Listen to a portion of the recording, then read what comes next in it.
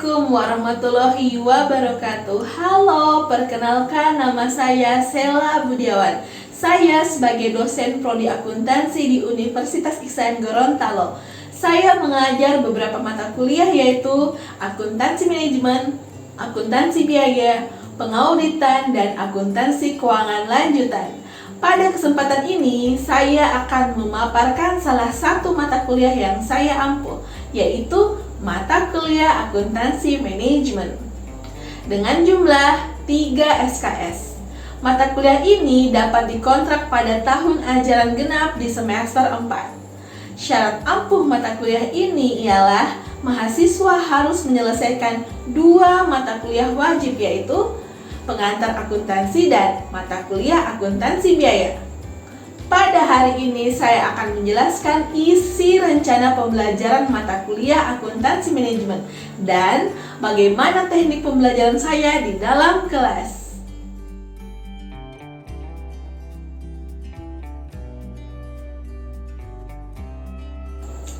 Sebelum saya menjelaskan lebih lanjut, saya akan menjelaskan deskripsi singkat dari mata kuliah ini. Mata kuliah akuntansi manajemen hadir sebagai penyaji data informasi yang berkaitan dengan data historis, yang mana informasi tersebut digunakan sebagai dasar pengambilan keputusan bagi manajemen. Penggunaan informasi akuntansi yang diolah dengan menggunakan teknik kuantitatif meliputi pengolahan informasi keuangan dengan menggunakan metode activity based costing tradisional, just in time. Masing-masing metode tersebut memiliki keunggulan dan kekurangan masing-masing sesuai kebutuhan penggunaannya, sehingga dibutuhkan pengendalian keputusan yang menggunakan sistem activity based management. Manajemen diminta untuk menghasilkan keputusan terbaik dari beberapa alternatif keputusan ada guna dapat dipertanggungjawabkan kepada pihak stakeholder sehingga target perusahaan tercapai dan laba pun meningkat.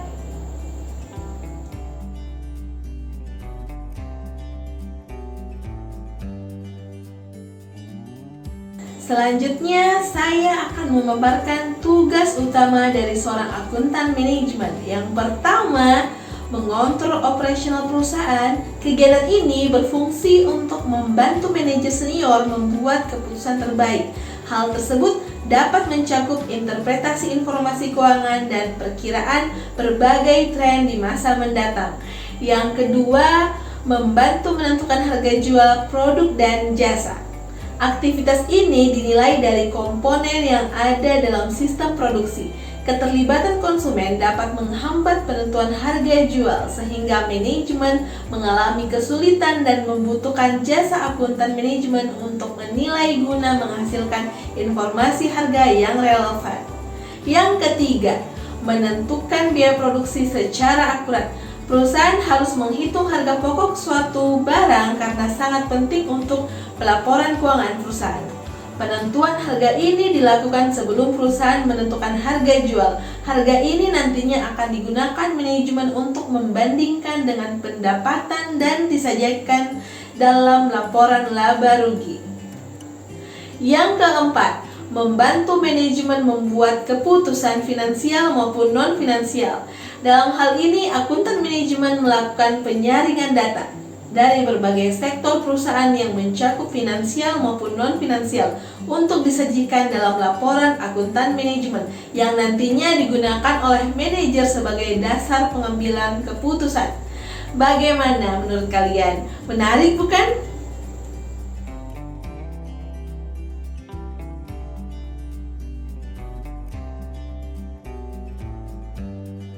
Lanjut, saya akan memaparkan capaian pembelajaran mata kuliah ini. Yang pertama, setiap mahasiswa diharapkan dapat menjelaskan prinsip dan karakteristik akuntansi manajemen. Yang kedua, mampu berinovasi dalam studi kasus nyata dengan melibatkan beberapa usaha mikro kecil menengah sebagai sampel. Yang ketiga, mampu merumuskan informasi keuangan dan non-keuangan sebagai dasar pengambilan keputusan manajemen. Yang keempat, mampu berkontribusi sesuai bidangnya dengan terbentuknya teamwork.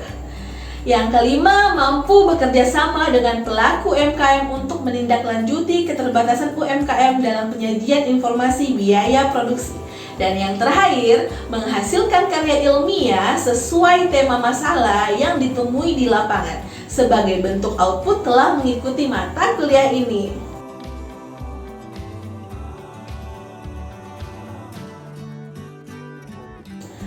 Adapun pokok materi yang akan kita bahas pada mata kuliah akuntansi manajemen yaitu yang pertama, pengantar akuntansi manajemen. Pada saat ini saya akan melakukan brainstorming terkait pada mata kuliah yang telah diselesaikan dan memaparkan kontrak perkuliahan. Yang kedua, tentang konsep dasar akuntansi manajemen. Yang ketiga, konsep biaya. Yang keempat, kalkulasi biaya berdasarkan aktivitas. Yang kelima, manajemen berdasarkan aktivitas. Yang keenam, pengambilan keputusan taktis atau biaya relevan. Yang ketujuh, pengambilan keputusan strategis yaitu capital budgeting. Yang kedelapan, akuntansi lingkungan dalam perspektif akuntansi manajemen. Yang kesembilan, alokasi biaya. Yang kesepuluh adalah penganggaran. Yang ke-11 adalah akuntansi pertanggungjawaban.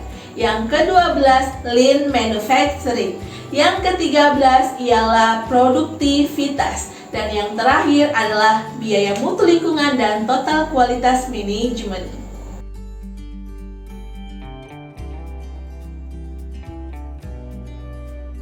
Nah, setelah kita ketahui deskripsi dari mata kuliah serta capaian pembelajaran mata kuliah, selanjutnya saya akan memaparkan teknik pembelajaran saya di dalam kelas dengan menggunakan teknik DIA, yaitu Delivery, Interactive, and Assessment.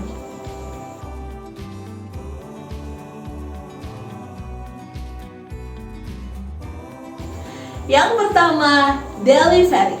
Pada proses ini, saya memberikan pemahaman kepada mahasiswa menggunakan textbooks dan artikel jurnal terpublikasi agar lebih mudah mengarahkan mereka dengan contoh atau realisasi studi kasus nyata berdasarkan hasil riset. Yang kedua, interaktif. Saat pengajaran berlangsung, saya mengantar mahasiswa ke dalam isu nyata sesuai dengan topik materi pada hari itu. Setelah mereka melakukan paham dan mulai menganalisis isu, saya meminta setiap mahasiswa untuk memberikan respon dalam bentuk kritik dan solusi, sehingga proses ini berlanjut ke diskusi secara individu maupun kelompok. Yang terakhir adalah assessment. Bagaimana konsep penilaian saya di dalam kelas? Di awal pertemuan kelas saya akan menjelaskan kontrak perkuliahan yang akan disepakati oleh mahasiswa dan dosen.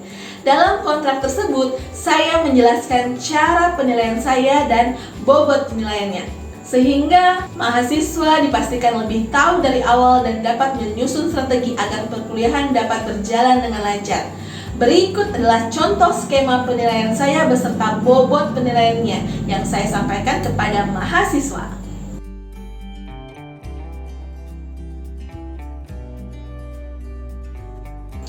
Yuk, simak proses mengajar saya saat di kelas.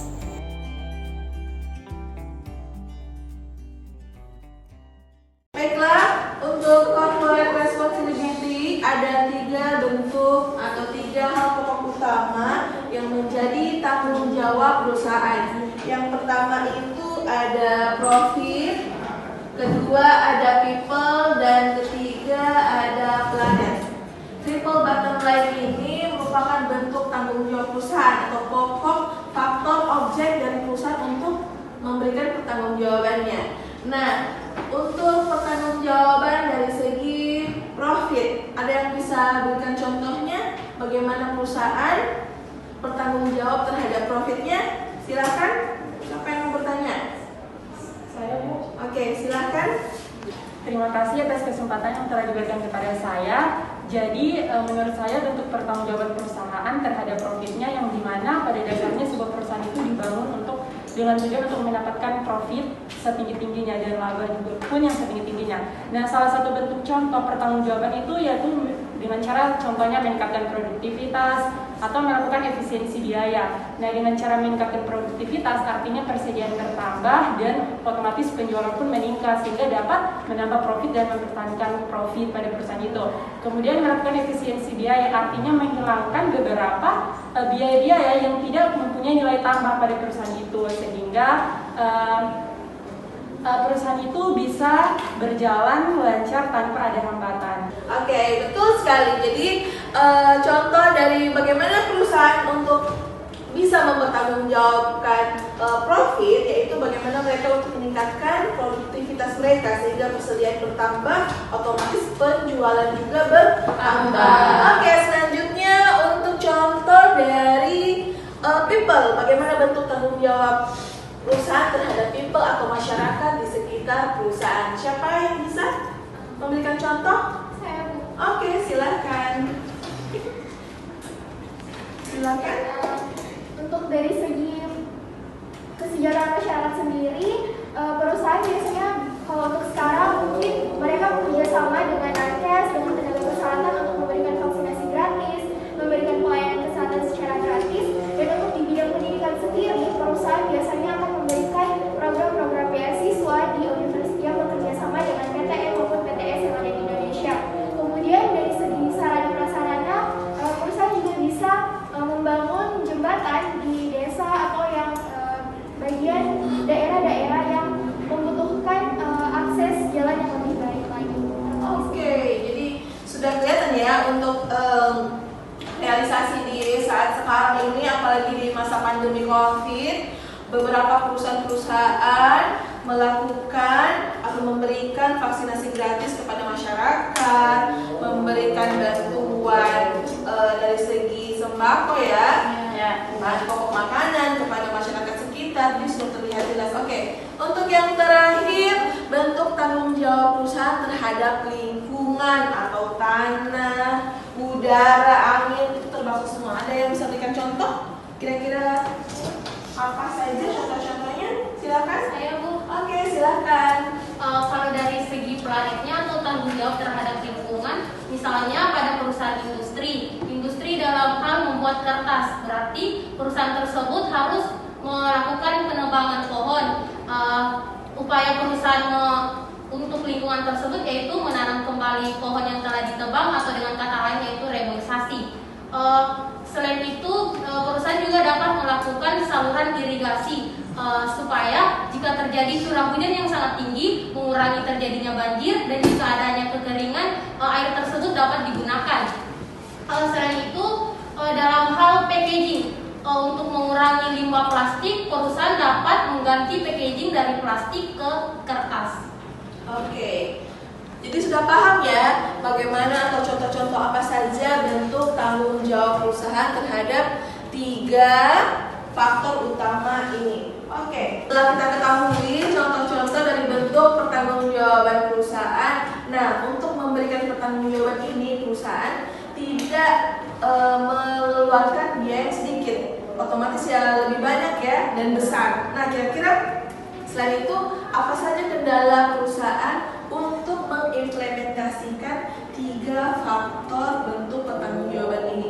Ada yang bisa jelaskan apa-apa saja? Berikan contoh kendala-kendala perusahaan untuk menerapkan corporate responsibility. Silahkan, siapa? Saya, Bu. Silahkan. Kalau untuk kendala-kendala seperti contohnya untuk lingkungan, pasti akan terjadi untuk beberapa perusahaan, terutama untuk perusahaan besar. Mereka seringkali menimbulkan risiko tinggi untuk kerusakan lingkungan. Contohnya itu seperti pembuangan limbah yang tidak terkontrol dengan baik oleh perusahaan itu. Oke, bagus. Ada lagi yang bisa memberikan tanggapan tentang kendala perusahaan dalam mengimplementasikan corporate responsibility? Siapa, ada lagi? Oke, silakan. Menurut artikel yang saya baca, kendalanya itu seperti program yang dilakukan perusahaan tidak sesuai dengan kebutuhan masyarakat. Kedua, tidak merancang dengan matang program yang akan dilakukan. Oke, berarti ada kesenjangan antara kebutuhan masyarakat dengan program yang diciptakan oleh perusahaan. Oke, ada lagi yang bisa memberikan contoh? Ada lagi? Oke, kalau tidak ada, kita lanjut. Kita ada secuplikan video bagaimana penerapan CSR ini atau Corporate Responsibility. Cuplikan video tentang penerapan waste accounting pada lingkungan. Silakan disimak. Baiklah, setelah cuplikan video tadi mengenai penerapan waste accounting pada lingkup akuntansi manajemen, sekarang saya mau mendengar tanggapan kalian setelah melihat cuplikan video ini. Silahkan, ada yang mau memberikan tanggapan apa yang bisa diambil dari cuplikan video ini? Silahkan. Saya, Bu. Oke, silahkan. Tanggapan saya tentang video yang tadi Ibu tayangkan, saya dapat mengambil kesimpulan bahwasanya kita harus menjaga lingkungan sekitar agar supaya lingkungan itu terjaga dengan baik. Lingkungan itu sangat penting bagi perusahaan. Lingkungan juga itu akan menjadi sebuah aset perusahaan. Terima kasih. Itu saja? Ya. Oke, good. Selanjutnya ada lagi? Oke, silahkan. Jadi menurut saya, dampak sumber daya alam tidak dikelola dengan baik, yaitu akan berdampak buruk bagi lingkungan. Karena buruknya pengelolaan sumber daya alam tidak tepat yang bermula dari keserakahan manusia itu sendiri. Oke. Ada lagi? Silahkan. Saya, Bu. Oke. Dalam video tersebut dapat kita lihat bahwa adanya kerusakan lingkungan dan dapat menyebabkan berkurangnya sumber daya alam yang dimana lingkungan tersebut merupakan yang dapat kita gunakan untuk menambah ekonomi. Oke, itu saja ya. Nah, terakhir satu tanggapan lagi. Ada yang bisa? Oke, silakan. Menurut saya dari video tersebut, jika suatu perusahaan menjaga lingkungan maka akan mendapatkan kepercayaan dari masyarakat. Jika sebaliknya jika tidak menjaga maka perusahaan tersebut tidak akan dapat kepercayaan dari masyarakat. Oke, berarti dari cuplikan tersebut tadi ada gambaran bahwa bentuk tanggung jawab perusahaan terhadap lingkungan itu penting ya. Bagaimana mereka mengelola dengan baik, mengorganisasikan lingkungan perusahaan itu dengan baik, otomatis perusahaan ini sifatnya akan jangka panjang dan mendapatkan apa? Kepercayaan terhadap perusahaan. Kenapa? Perusahaan dari masyarakat.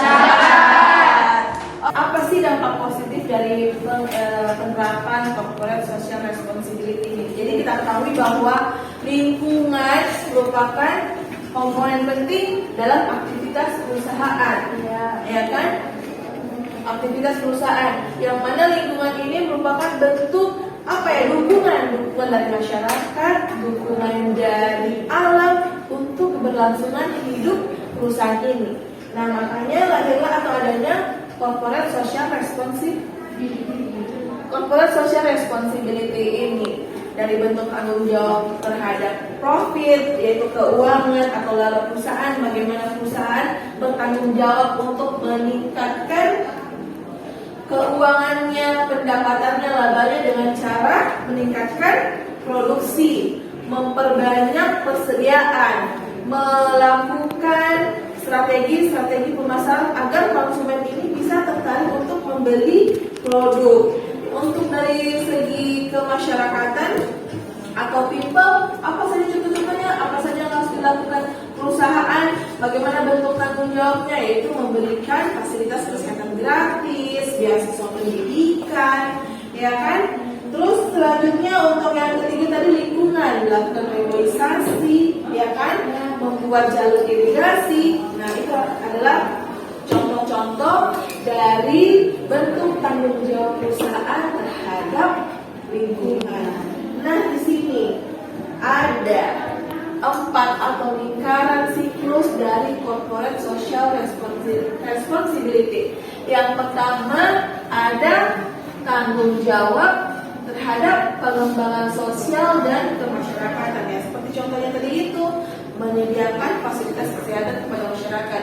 Terus yang kedua ada tanggung jawab terhadap lingkungan ya. Contohnya tadi seperti tadi ada melakukan revitalisasi, menggunakan produk-produk yang bebas plastik ya. Terus ada pembuatan jalur irigasi. Terus yang ketiga ada tanggung jawab terhadap nasabah. Nasabah dalam hal ini siapa? Investor atau konsumen?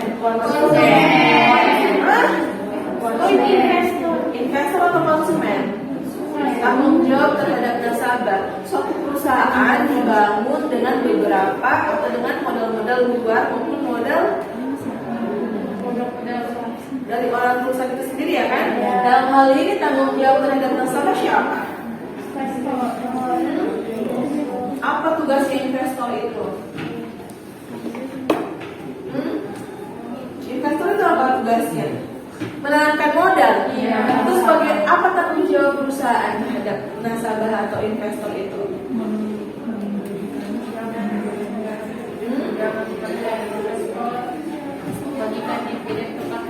Membagi dividen tepat waktu. Apa lagi? Meningkatkan apa? Untuk meningkatkan kepercayaan investor, apa yang dilakukan oleh perusahaan?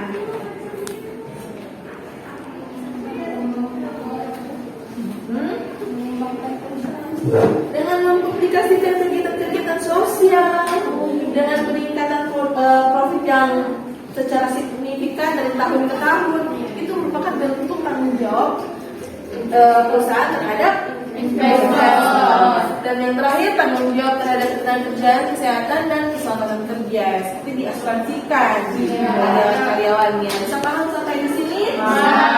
Adalah gambaran perusahaan apabila bisa mengimplementasikan atau menerapkan CSR ini dengan baik. Apa tujuannya? Apa fungsinya? Apa outputnya? Adalah untuk meningkatkan nilai atau meningkatkan reputasi perusahaan dari segi konsumen maupun investor. Bisa paham sampai di sini? Ada lagi yang mau ditanyakan? Ada yang bisa memberikan kesimpulan tentang materi yang kita bahas pada hari ini? Silahkan.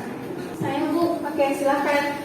Kalau menurut saya dapat menarik kesimpulan dari materi yang Ibu paparkan tadi, yaitu ada 3 pertanggungjawaban terhadap perusahaan. Yang pertama itu ada yang pertama itu ada profit, people, dan planet. Dari profit sendiri itu yaitu bagaimana cara perusahaan meningkatkan laba atau profit perusahaan sehingga perusahaan tersebut dapat berkembang atau perusahaan tersebut dapat berkembang secara jangka panjang atau sustainable. Yang kedua itu yaitu ada people. People itu contohnya seperti memberikan beasiswa, membangun jembatan untuk masyarakat sekitar perusahaan tersebut. Yang ketiga itu ada planet. Contohnya seperti melakukan reboisasi untuk perusahaan industri seperti kertas. Yang kedua yaitu membuat saluran irigasi. Dari ketiga tersebut, jika perusahaan menerapkan pertanggungjawaban tersebut, maka perusahaan dapat mendapatkan citra yang baik di masyarakat sekitar perusahaan, dan investor dapat menanamkan modal lebih banyak lagi ke perusahaan tersebut jika sudah mendapatkan kepercayaan. Oke, ada lagi yang lain yang bisa menyimpulkan tentang materi kita hari ini tentang akuntansi manajemen lingkungan? Saya Bu. Oke, silahkan. Terima kasih. Jadi kesimpulan yang dapat saya ambil dari materi tentang CSR yaitu bagaimana bentuk pertanggungjawaban perusahaan. Yaitu yang pertama ada 3, yang pertama ada profit, people, dan planet. Yang dimana profit yaitu bagaimana pertanggungjawaban perusahaan untuk bisa mempertahankan dan menambah profit dari perusahaan itu.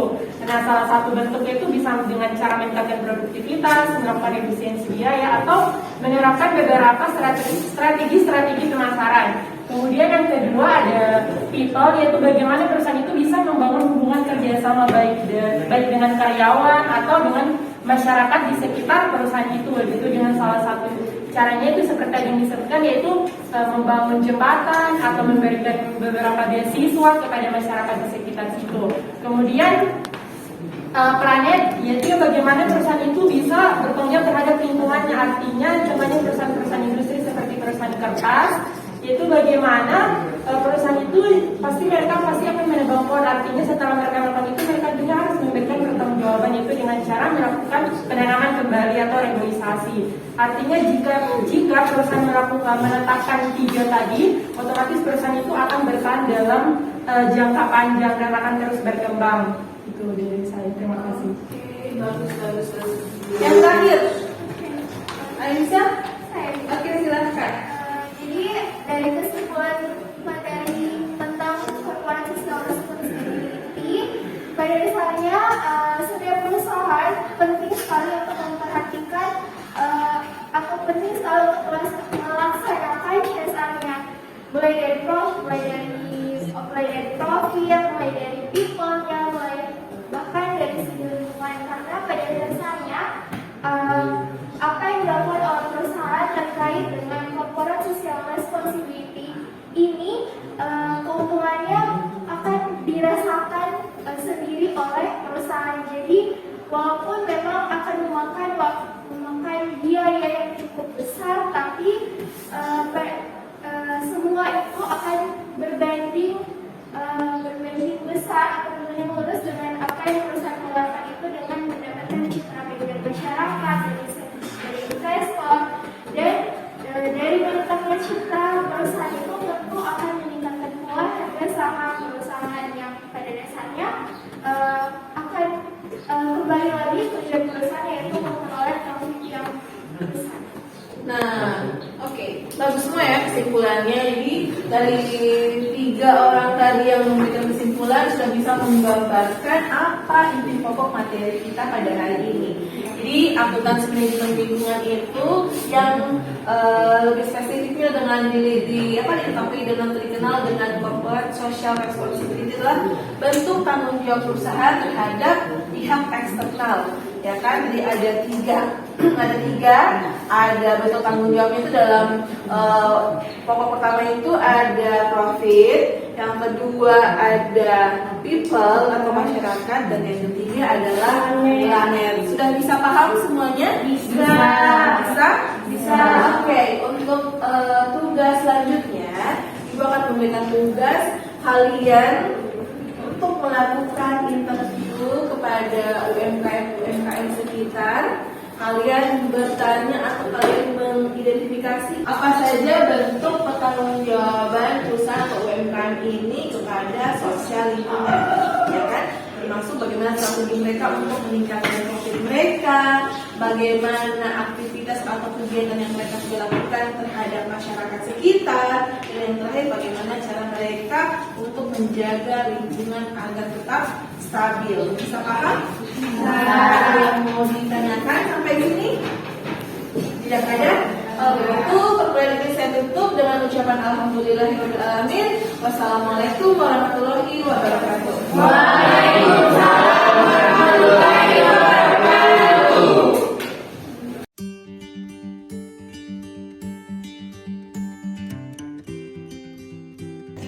Demikian deskripsi singkat saya. Semoga dapat memberikan gambaran dalam bidang pengajaran yang saya lakukan sebagai dosen di Prodi Akuntansi, khususnya pengampu mata kuliah Akuntansi Manajemen. Atas perhatiannya saya ucapkan terima kasih. Semoga bermanfaat. Saya Sela Budiawan pamit undur diri. Wassalamualaikum warahmatullahi wabarakatuh.